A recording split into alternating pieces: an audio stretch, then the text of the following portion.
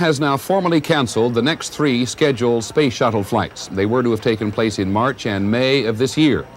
The Air Force says it is still preparing for a shuttle launch from its new facilities in California, currently on the calendar for July, but the general feeling is the next launch is 8 to 12 months away.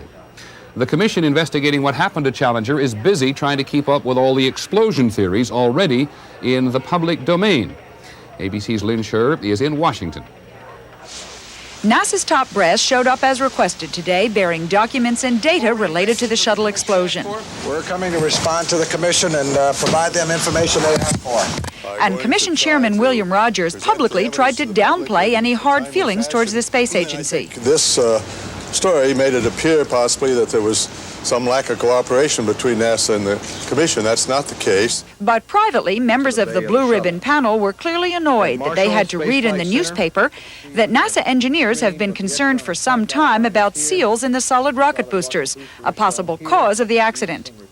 The problem centers on the hard rubber O-rings, like giant washers, used to keep the 2 solid rocket boosters from leaking. The O-rings are used between the segments of the rockets.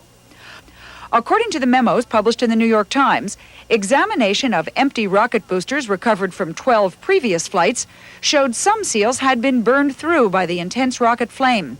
And NASA officials warned over the last several years that charring of the seals could potentially affect flight safety, and that potential failure of the seals during launch would be catastrophic.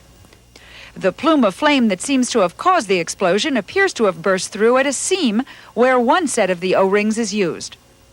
At the panel's first open session last week, a NASA official volunteered that there had been some problems. We have seen some evidence of what we call blow by those seals, some erosion of those seals. The primary seal. We've never seen any erosion of the secondary seal. But a memo cited by the Times says a secondary seal was partially eaten away by flame in an earlier flight. In another development, the magazine Aviation Week in Space Technology said today that the explosion was caused by the rocket slamming into the external tank, as reported by ABC News last week. They say the bottom of the faulty rocket pivoted away from the shuttle and crashed into the upper section of the tank. Although the Presidential Commission held this session in private, tomorrow they'll take testimony from NASA officials at a public hearing. And later in the week, they're scheduled to travel to the Kennedy Space Center in Florida for their first on-site investigation. Lynn Scher, ABC News, Washington.